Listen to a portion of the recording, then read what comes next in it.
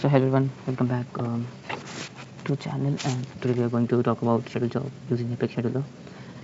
Um, in previously in previous video we have talked about control process using queuable Apex, how queuable is being used for doing asynchronous process. So in this video we will talk about the scheduler, how schedule job is being used, how to monitor schedule jobs, schedule job Apex syntax, and all the best practices. So schedule jobs are nothing but kind of a similar to queuable methods, which is like a class structure, but we can use it to schedule a particular FX transaction at a later point in time. It means you can schedule this particular line of codes, and we can let them execute at a later point in time. Say for example, schedule after a particular interval on or a specific day. So it can be done. Like say you want to execute some line of code and wanted to update someone's some record each day or each month, right, on basic on some criteria. So these are a few example of using schedule Apex. One more example we can talk is like in business terms. Say for example, there is an account object, and in a particular company, if at the end of the day the account manager want to calculate the account number of account created in a particular day. So for that, a job can be Apex can be created, and at the end of each day, at night sometimes this job can run, and the total number of accounts can be calculated. So this was the example of the schedule Apex. Okay, so the syntax is quite similar. You have a simple class which implements the schedulable interface, and this interface only has one method which takes the schedulable context as a parameter. The schedule jobs are been called using are done using system.schedule. Okay, then talking about the parameter, the schedulable context is a you know it has a schedule context. So what it does is, like, after a class has been scheduled, a cron integer has been created, which represent the schedule job, and it provides a get trigger ID, which method returns the ID of cron integer as a API object, or the API object, right? So this is a very like a theoretical, like in the background of things. Then talking about the system.schedule method. So system.schedule method use three parameters.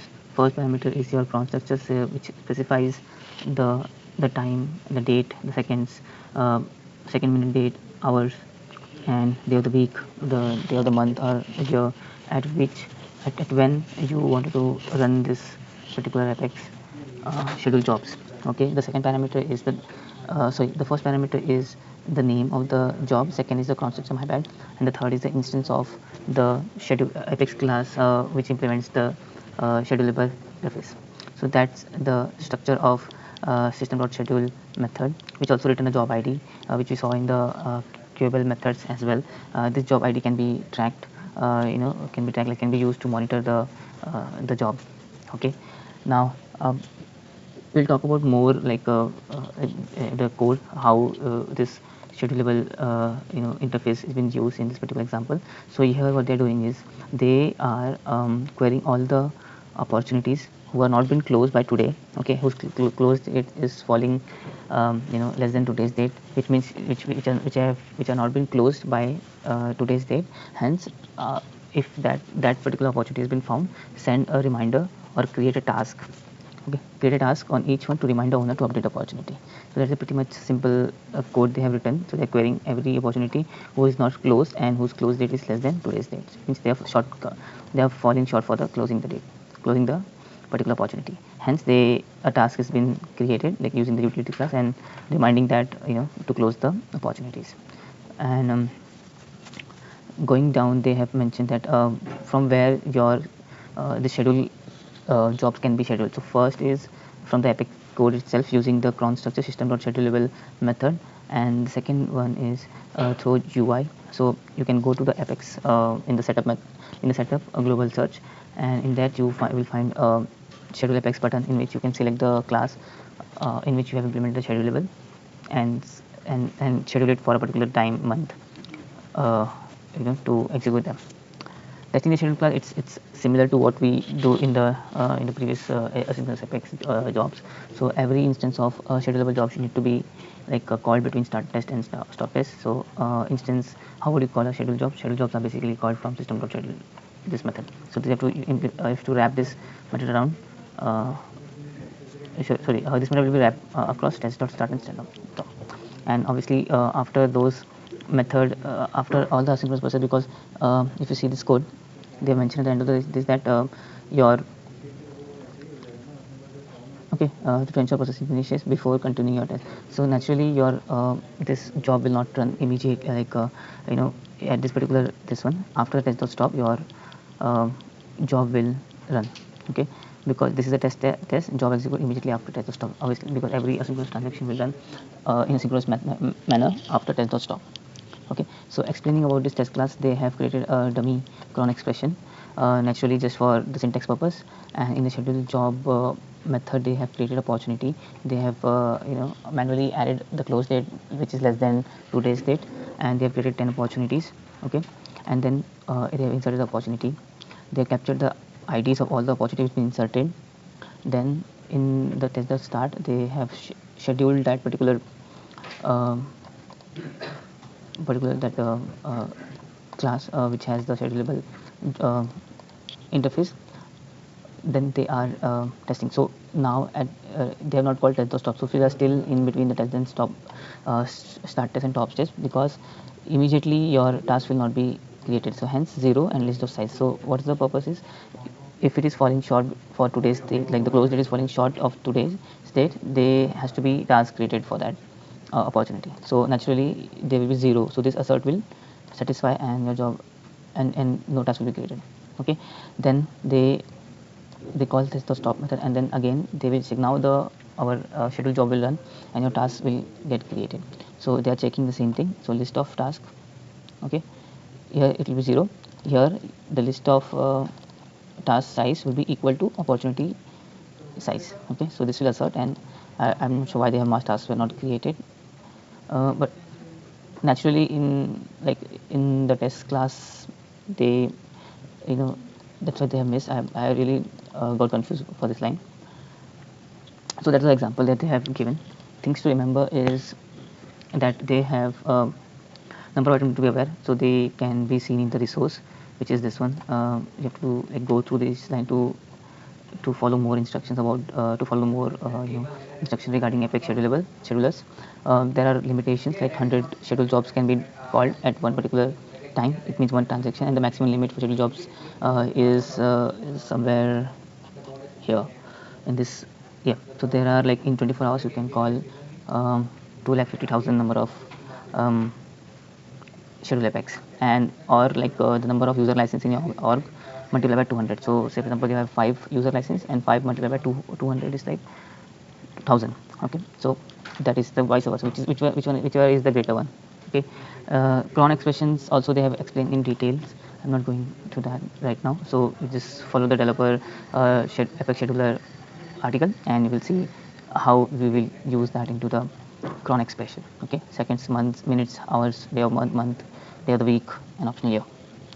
Okay, asynchronous web callout. Yeah, so again one more thing which every asynchronous jobs need to be need to be kept in mind while creating every is calling your asynchronous job from a trigger. So if you're planning to call a scheduled jobs from a trigger, you need to make sure that you're not adding more scheduled jobs allowed more than a limit, right? Because triggers will be running on more than, like, a lot of records, and each record will trigger this scheduled job, so it will it will overload the pipeline.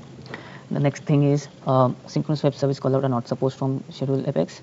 Okay, however, to make callout you can use a method to with a future callout is equal to true, and then you can call that particular method within the schedule apex. Okay, so in the indirect way they have allowed this. However, also, like, if you are calling a batch class from a schedule job, callouts are supported from the batch class. So that's pretty much on the apex scheduler. Okay, schedule job using Apex scheduler. They have given one challenge. Okay, we'll see them. Let's see what it is. Yeah, so the challenge talks about creating an schedule apex to update the lead record. So you have to create you have to create a apex class, implement the schedule apex interface, and update the lead record with the specific lead source. So name is this, to interface schedulable, and then execute method must find 200 lead record with a blank lead source field and update the lead source with a value of reinforce. Alright, simple querying and then updating. Text class, okay, you have to insert the 200 lead record, schedule the daily lead process call to class to run and test that all leads records were updated successfully. Okay, unit test must go online, and yeah, same drill. We have to run that once before testing this. Okay, so let's go to the playground, which I have already opened here. I'll we open the developer console. We'll copy the class name. Okay, so this was the previous scheduled, not scheduled, queuable class challenge. Okay, file new text class delete processor. Okay, so now for that we need to have the interface, which is as simple as implementing this. I usually copy the code as the same way, like to avoid um, syntax error. So keep that name same. We'll just update this one like here and replace this line with this line. Okay, all right, that's great. So we have this, then execute method will have this. So naturally, what the first thing we have to do is we have to query the list of leads whose uh, whose I think source is blank. Okay, lead ID. Okay, from this also like will become lead. Okay, where is this? Know this? Know this as well. Lead ID last name. Don't need that actually, but we need lead source. I think this is the field from lead where lead source equals to blank, right? So this lead will have all the leads which lead source is blank. Then what we'll do is we'll just we'll check if this null check, right, for if this leads dot is empty. If this is not is empty, it means like this is true, which means like the lead list is empty. Putting exclamation mark, it will act like a negative expression saying that okay, if this is not empty, then this is like, say, if this is true, it means lead is empty. This means it's like it is not empty. Okay, then enter the code, the below code. Okay, then we have to run through this list, which is this. Okay, running through each record in those lists. This is one instance created like this, and we'll check into each lead, each record in that list. Then what we have to do, we have to update the lead source. L dot lead source equals to dreamforce. Let's copy and just verify. Okay, great. So lead source. Now naturally each instance has been updated here. We have to add them into a collective list to update in one single go, which means we are going to bulkify the code. How do? We just declare another list of, okay, list of lead, okay, leads to update.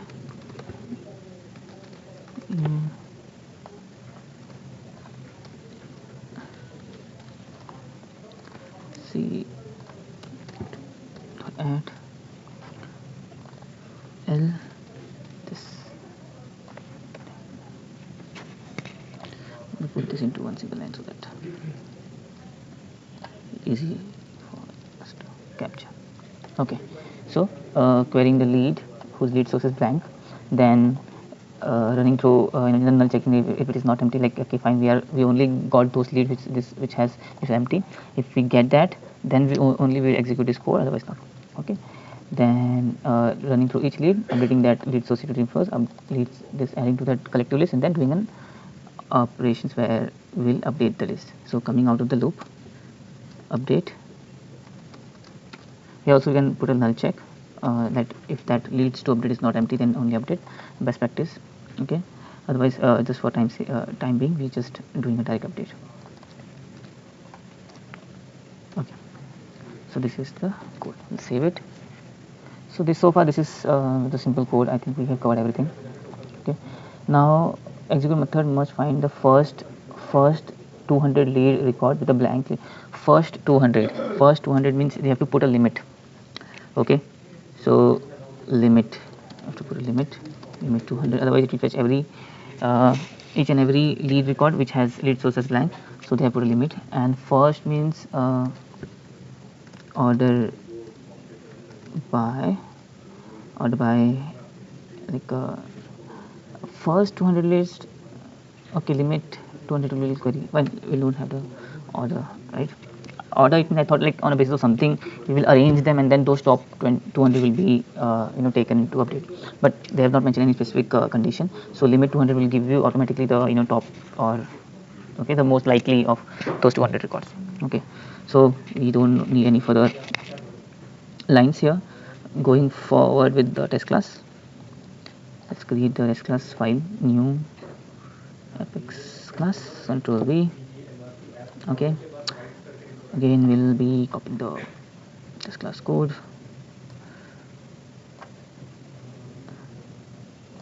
Okay, yeah, for this we'll copy this line of code, because then first we'll close this line, then replace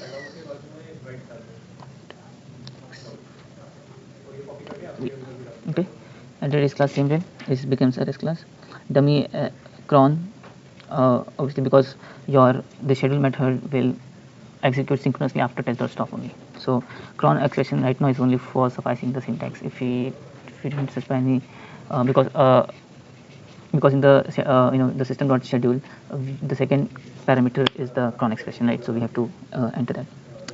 All right, then we have to close the class bracket as well. Then okay, so you see, then what they have asked us to do is, in the test class, insert 200 lead records. So 200 lead records we have to insert. So okay, and then okay, obviously we are going to insert the record which will be blank, and when we call this lead daily lead process into test.start and test.stop, those lead record will automatically get updated. Okay, that's the first criteria. Okay, so let's run this. Let's create those 200 lead records. So first is like list of lead to insert. Here also we have to make sure that we bulkify our code. Okay, lead new list of lead. That's why we copy the code to avoid the typing and typos. Okay, then integer, I think we in the previous videos we found that instantiation works for the for loop. Like without instantiation the for loop will not work, as we have seen in other programming, maybe in Java, because in Java we just simplify I, and if you assign I is equal to 0, that I will work here. Okay, I may be wrong, but that's what the normal the comparison I found in the last video. So here the initialization should be done. Okay, I less than 200, I plus plus. Okay, now okay, lead record lead L is equal to new lead, last name is the required field, last name is equal to test plus I. Okay, I, because 200 record like test 1 test 2 test 0 test 1 test 2 test 0, this test 200 record will be getting created with this. The second is say some problem. Okay, yeah, we know that, miss the comma. Then last name, what else, lead source should be blank, lead source should be blank, and company is important, the required field on lead. Company is equal to our own SFDC rockstar. Okay, you are the rockstars. I think this is pretty much needed for lead record to get created. We'll add those individual lead to this lead dot insert. For bulk insert dot add L. Okay, then coming outside the loop we will just update, sorry, not update, insert lead to insert. verifying the name on it. So this is lead being inserted. Now we have to call the scheduler. So this is the method. After insert, we just call test dot start. Typo test. Let me just copy it from there. I don't want to make mistakes. Just simply copy this lines. Okay, and we'll remove that. Remove which is not required. So test the start system dot schedule. Schedule means we'll give this name cron expression. We have already created one on top.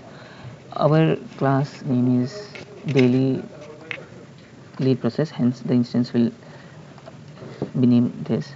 So as we talked in the lecture in the unit, that three parameters. First is the text name that we wanted to give. So on the basis of this name you can track those, like, okay, this this job is scheduled.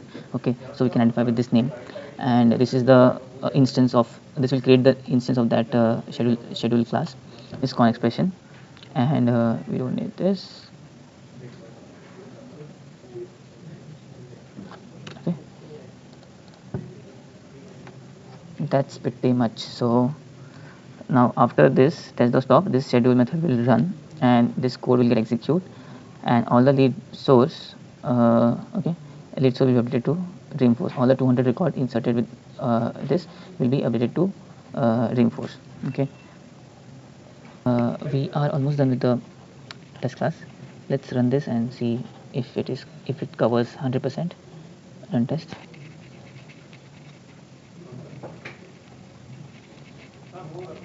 Okay, this is success, and we'll verify if the class is covered. Yes, it is 100% covered. Okay, one more thing we can test it, like we can assert and check. Okay, assert dot equal, sorry, assert r. Why this is not giving me the suggestion? I shift O and just open one. Last time we updated with something.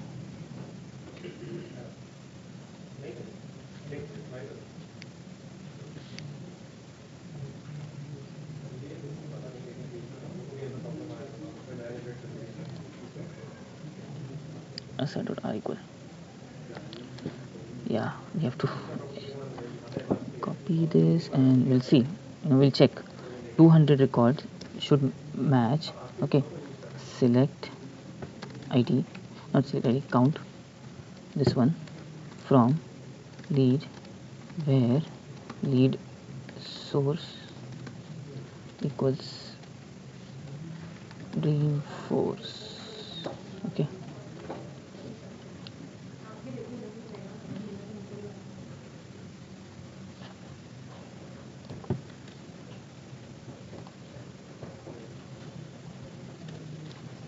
so simply putting in this, like the lead source we which has reinforce, because those lead source, okay, where company is equal to this for there, okay,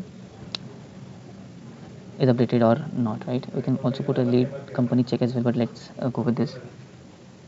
There's no problem here. Let's run this again. Okay, so the assert pass. Okay, so it means that your this returns 200, which is nice thing. Okay, let's see if making so much change does any harm to our class. No, it doesn't. Hence we are almost done. Let's check the challenge.